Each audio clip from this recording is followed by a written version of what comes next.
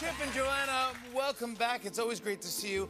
What does a typical Valentine's Day look like for you? We like to include the kids, so we'll do a fancy... Chip Gaines a été condamné à la prison à vie. Le procès s'est terminé dans une atmosphère tendue lorsque Joanna Gaines a quitté la salle d'audience, les yeux rivés sur personne, les mains crispées sur le bas de sa robe. Le silence est revenu lorsque le jury a approuvé à l'unanimité 7 chefs d'accusation, dont blanchiment d'argent, fraude électronique et obstruction à une enquête fédérale. Ce que le public avait vu à la télévision, le divertissement, l'humour, la famille parfaite, contrastait désormais fortement avec ce qui était révélé au tribunal. Une série de preuves fut publiée. Les témoins se succédèrent. L'effondrement ne s'est pas produit en un instant, mais a commencé par des choses que personne ne semblait remarquer. Je pense que Joe et moi sommes différents et assez uniques, d'un point de vue dynamique. Vous savez, je suis un garçon et elle une fille. Nous aimons tous les deux travailler ensemble. Nous avons 4 enfants. L'acte d'accusation de 147 pages est resté en grande partie secret jusqu'au matin du 3 mai, date à laquelle Chip Gaines a comparu comme défendeur devant le tribunal fédéral du District West du Texas. Les chefs d'accusation incluent fraude électronique fédérale, blanchiment d'argent via un réseau de sociétés écrans impliquant Magnolia Realty et des fonds d'investissement de la banlieue de Waco, abus de position sociale pour manipuler les marchés immobiliers et entrave à l'IRS. Les procureurs ont décrit l'ensemble du système financier géré par Chip comme un réseau sophistiqué de tromperie visant à une évasion fiscale massive entre 2015 et 2024. Ils ont présenté des preuves, notamment des relevés de virements vers des comptes situés aux îles Caïmans, des courriels internes du directeur financier du groupe Magnolia, la confirmation d'instructions vocales de Chip de tenir une comptabilité en partie double, ainsi qu'un enregistrement audio d'une conversation entre Chip et un investisseur coréen au sujet de l'inflation des dépenses pour ouvrir la voie à un financement du HUD. Joanna Gaines était absente de la première partie du procès. Les avocats de sa famille ont justifié son absence par des raisons de santé, même si, le 3e jour du procès, Joanna a comparu, assise au 2e rang. Elle a suivi en silence l'interrogatoire du témoin. La personnalité la plus notable était Jacob Armitage, ancien chef comptable de Magnolia Network, qui a volontairement coopéré avec le FBI et fourni des copies de ses grands livres comptables et de ses courriels personnels. Dans son témoignage, Jacob a affirmé que toutes les déductions des frais d'exploitation des projets de maisons modèles avaient été ajustées sur ordre de M. Gaines. Aucun de ces éléments ne correspondait réellement aux dépenses déclarées. Les procureurs ont présenté une série de documents originaux, notamment des contrats de matériaux de construction de fournisseurs ayant fait faillite il y a 3 ans, mais dont les frais récurrents ont continué d'être facturés jusqu'en 2023.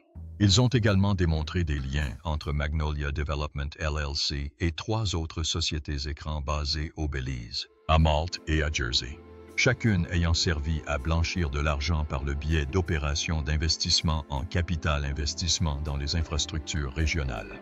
Le procès a duré 12 jours, avec plus de 30 témoins et près de 0 page de documents présentés.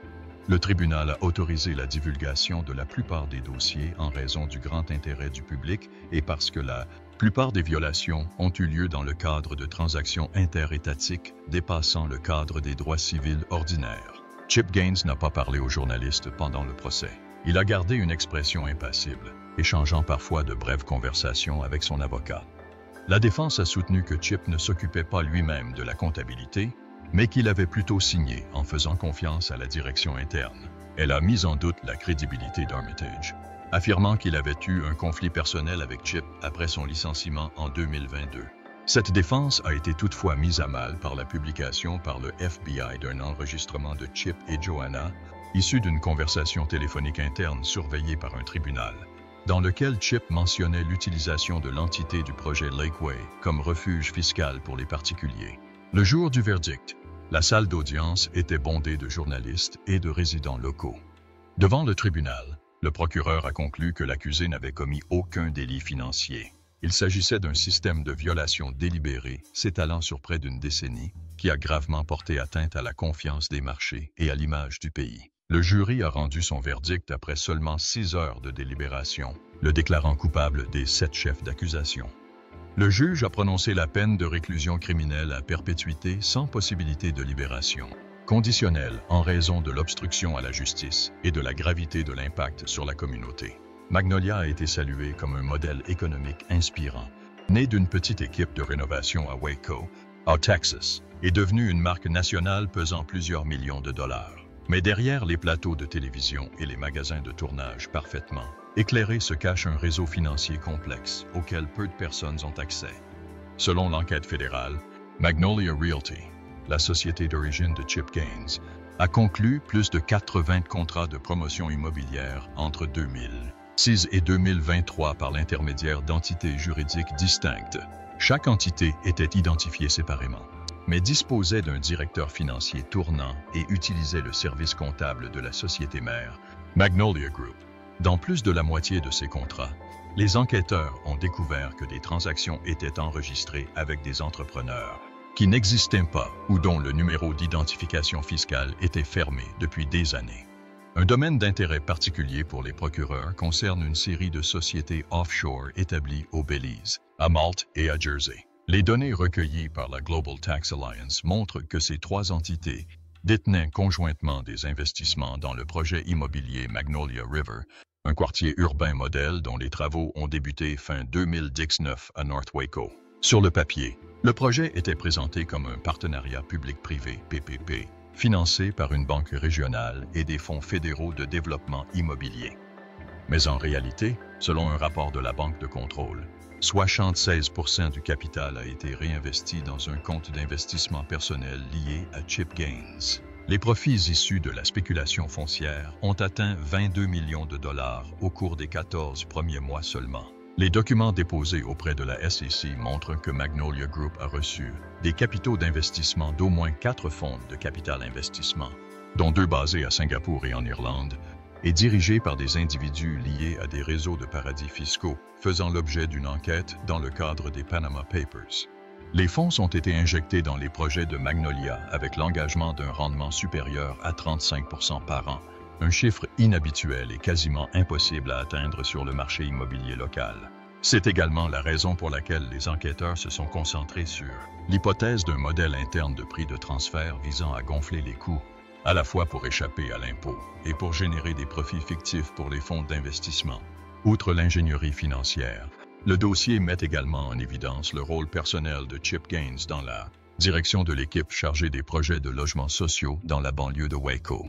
On nous a ordonné d'évacuer les pauvres de la zone du projet dans un délai de 3 mois. L'un des responsables communautaires a déclaré que toutes les explications concernant la politique de soutien avaient été coupées, que personne n'avait été enregistré ni photographié. L'affaire était liée au projet Haven Hill, autrefois salué par les médias comme une solution de logement humaine, mais qui constituait en réalité une stratégie visant à faire grimper les prix des terrains dans la zone tampon, puis à restructurer l'ensemble du plan d'urbanisme selon des modalités juridiques rédigées par le cabinet d'avocats partenaire de Magnolia. Ce qui est considéré comme un tournant dans l'enquête est la publication d'une série de courriels échangés entre Chip Gaines et 3 actionnaires stratégiques en 2017. Dans cette correspondance, Gaines les exhortait à vendre leurs actions de Magnolia Realty avant qu'une émission télévisée ne bouleverse la donne. Les documents montrent qu'il était au courant du projet de diffusion de Fixer Upper sur HGTV avant son annonce officielle, en achetant des actions avant que Magnolia Realty ne devienne un phénomène télévisuel. Chip a pris le contrôle absolu de l'entreprise, dont la valeur a été multipliée par 8 en seulement 18 mois.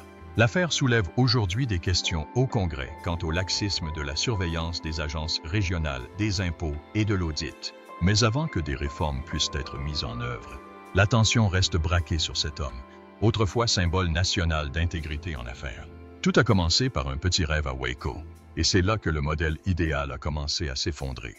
Chip Gaines, le rêve de Waco, n'était pas issu d'une famille aisée ni du milieu médiatique. Né à Albuquerque et élevé à Dallas, il était joueur de baseball au lycée et rêvait de devenir professionnel. Mais après une blessure qui a mis fin à sa carrière sportive, Chip s'est tourné vers les affaires et a intégré l'université Baylor à Waco, où le destin l'a amené à rencontrer Joanna, qui allait devenir sa femme et cofondatrice de l'Empire Magnolia. Après leur mariage, le couple a commencé à rénover de vieilles maisons dans des quartiers défavorisés de Waco grâce à un premier prêt auprès d'une banque locale. Chip s'est occupé de la construction et des négociations avec le propriétaire foncier, tandis que Joanna s'occupait de la décoration intérieure. Ils vivaient dans une maison louée, travaillant souvent 16 heures par jour pour joindre les deux bouts. Il n'y avait ni équipe marketing, ni bureau, juste un vieux camion et de la persévérance. C'est dans ce contexte que le couple a commencé à développer son propre style de rénovation, conservant la structure d'origine, renforçant les fondations et ajoutant des touches décoratives telles que des portes en bois récupérées, des enseignes manuscrites, de la peinture blanche et des céramiques artisanales. Ce style allait plus tard être baptisé Farm Chic, une tendance qui allait influencer les goûts en matière de décoration intérieure américaine pendant près d'une décennie. En 2012, Joanna a publié en ligne une courte vidéo de sa première rénovation et a attiré l'attention d'un producteur de télévision à la recherche d'une nouvelle émission sur le sujet. Peu après, Fixer Upper a fait ses débuts sur HGTV, faisant découvrir Chip, l'homme comique couvert de coulis, à des millions de téléspectateurs. En moins de 3 saisons, l'émission est devenue un phénomène. Des milliers de personnes se sont rendues à Waco simplement pour prendre des photos des maisons présentées dans l'émission ou acheter des décorations en magnolia. Les analystes immobiliers ont surnommé cela l'effet Chip et Joanna. Chaque maison qu'ils touchaient pouvait prendre de la valeur jusqu'à 30% en un an seulement. Les succès passés de Chip Gaines ne suffisent plus à l'empêcher de subir les conséquences juridiques auxquelles il s'expose, même si l'avenir de la famille Gaines, et notamment les choix de Joanna face au tremblement de terre, déterminera la survie de l'empire du Magnolia. Brisant la légende, lorsque Chip Gaines a été arrêté à son domicile de Waco, Joanna Gaines n'a pas réagi immédiatement. Pendant la première semaine, elle est restée totalement silencieuse, n'apparaissant pas en public, ne publiant rien sur les réseaux sociaux et annulant toutes ses apparitions programmées sur la chaîne. Les médias ont décrit leur maison principale, située sur le ranch de 16 hectares, comme plongée dans le silence. Les journalistes sont restés devant le portail pendant des jours, sans remarquer le moindre mouvement. La crise d'image s'est rapidement propagée à Magnolia Network. Les annonceurs ont demandé l'arrêt temporaire de leur collaboration. Warner Brothers et Discovery, copropriétaires de la chaîne, ont convoqué une réunion d'urgence avec les représentants de Joanna pour évaluer l'impact de la situation. Plusieurs cadres dirigeants ont démissionné de l'entreprise. Des documents internes divulgués révèlent que des dirigeants avaient soulevé des ambiguïtés dans les comptes de Magnolia Realty il y a 3 ans, mais qu'aucune suite n'avait été donnée. Dans un courriel interne, un employé des finances a écrit « Joanna savait tout ». Elle a choisi de l'ignorer, car elle négociait un nouveau contrat télévisuel. Cela a rapidement donné lieu à une enquête secondaire. La Securities and Exchange Commission, SEC, a demandé les courriels personnels de Joanna et ses communications avec des dirigeants de 2021 à 2023. Certains de ces courriels montraient que Joanna avait posé des questions sur les ratios de dépenses déductibles et les nouveaux paiements de soutien au marché, des concepts souvent utilisés pour dissimuler des transactions. Malgré cela, les avocats de Joanna ont soutenu qu'elle n'avait joué aucun rôle direct dans les décisions financières et que toutes les actions avaient été menées par des dirigeants sous le couvert de la puce, traçant une frontière ténue entre victimes et complices. Joanna a subi une pression croissante de la part du public et de ses associés. Un magazine économique a titré en une « Joanna Gaines Pillar ou Snooper ». Pendant ce temps, la communauté de fans de Magnolia commençait à se diviser. Les commentaires sur les réseaux sociaux n'étaient plus des félicitations pour des recettes ou des conseils de décoration, mais plutôt des questions sur l'éthique des affaires, la responsabilité personnelle et l'intégrité d'une marque autrefois considérée comme un modèle. Joanna commença alors à prendre des mesures concrètes pour se repositionner aux yeux du public. Elle a annoncé qu'elle quitterait toutes ses fonctions exécutives chez Magnolia Network d'ici 6 mois, précisant qu'elle souhaitait se concentrer sur sa famille dans un contexte de bouleversement sans précédent. Peu après, elle a transféré 12% de sa participation dans l'entreprise à une fondation éducative à but non lucratif, les bénéfices étant destinés à financer des programmes d'aide aux sans-abri au Texas. Cette décision, perçue par beaucoup comme une tentative de restaurer sa crédibilité, a également suscité des débats sur ses véritables motivations. Joanna a continué d'apparaître dans une vidéo publiée sur le réseau social, filmée dans sa cuisine. Dans un décor simple, elle préparait le dîner avec sa jeune fille. L'éclairage était chaleureux, ses paroles lentes mais assurées. Certaines choses disparaissent à jamais et ne peuvent jamais être récupérées. Mais il y a aussi des choses qu'on peut conserver, si on choisit de les conserver aujourd'hui. La citation est rapidement devenue virale en ligne, cumulant des millions de vues en quelques heures seulement. La vidéo a fait le tour des plateformes, révélant une confession tendre et poignante sur la crise qui submergeait sa famille.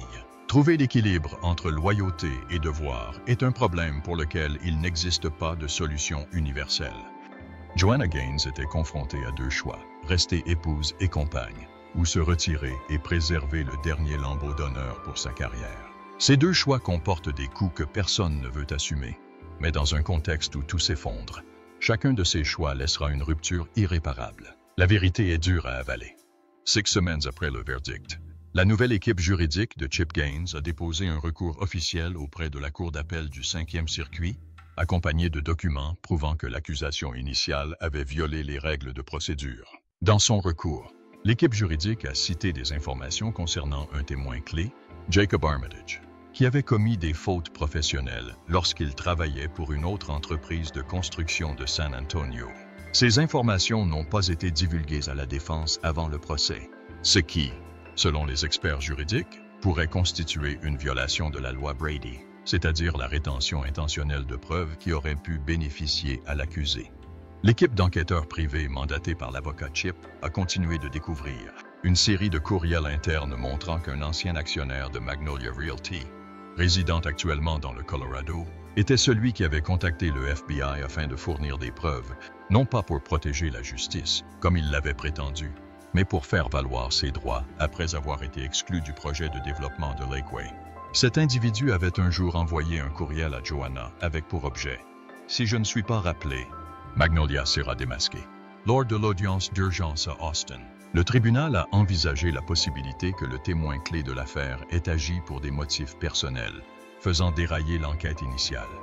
Parallèlement, un analyste financier indépendant, mandaté par le tribunal, a publié une évaluation de 47 pages affirmant que nombre des transactions considérées comme du blanchiment d'argent étaient en réalité des investissements internes destinés à accroître temporairement les liquidités, une pratique courante chez les promoteurs d'infrastructures.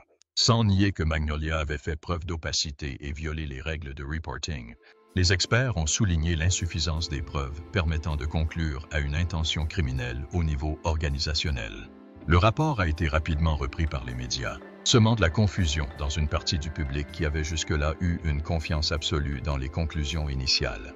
Pendant ce temps, le réseau de télévision fondé par Chip continuait de sombrer dans la déconfiture. Warner Brothers Discovery a annoncé la fin du partenariat et les émissions autrefois phares de Magnolia Network ont été retirées des plateformes de streaming en 3 jours. Les magasins Magnolia Market ont vu leur chiffre d'affaires chuter de près de 60% et certaines succursales dans d'autres États ont cessé leurs activités. L'auditeur a refusé de valider le rapport financier de fin d'année. Magnolia, autrefois valorisé à 950 millions de dollars à la mi-2024, est désormais hors de prix. Début d'octobre, l'avocat de Chip a publié des informations provenant de la prison fédérale de Beaumont. Chip Gaines avait été transféré dans une unité séparée pour sa propre sécurité après avoir reçu des menaces de la part d'un groupe de détenus liés à d'autres scandales financiers. Les visites familiales étaient autorisées 1 fois par mois sous la surveillance d'un agent de sécurité. Drake, le fils aîné, était le seul autorisé à envoyer du courrier direct non censuré. Dans une lettre divulguée, Chip écrit « Je ne demanderai pas grâce, mais je ne laisserai pas la vérité être déformée juste pour que quelqu'un puisse s'en prendre à ma famille. » Joanna est en pourparlers pour vendre sa participation restante dans Magnolia à un fonds d'investissement de Northwest. Des sources proches du dossier affirment qu'elle a signé un contrat pour l'écriture de ses mémoires avec un grand éditeur, dont la sortie est prévue pour le milieu de l'année prochaine. Le livre n'a pas de titre, mais son attaché de presse affirme qu'il s'agira d'un récit franc et direct de ses choix personnels et professionnels. Ce qui était autrefois présenté comme le symbole idéal de la famille américaine moderne n'est plus qu'un puzzle brisé, éparpillé dans les lumières tamisées des téléviseurs, dans les rues désertes de Waco. Le nom de Chip Gaines restera dans les mémoires non seulement pour ce qu'il a construit, mais aussi pour la façon dont tout cela s'est effondré. Cette histoire n'est pas qu'un verdict, mais un rappel du prix du pouvoir, de la célébrité et d'une décision apparemment invisible. Si vous trouvez ce contenu intéressant, n'hésitez pas à l'aimer, à le partager pour le faire connaître et à vous abonner à la chaîne pour partager des histoires vraies, claires et complètes. Nous avons toujours hâte de lire vos commentaires ci-dessous.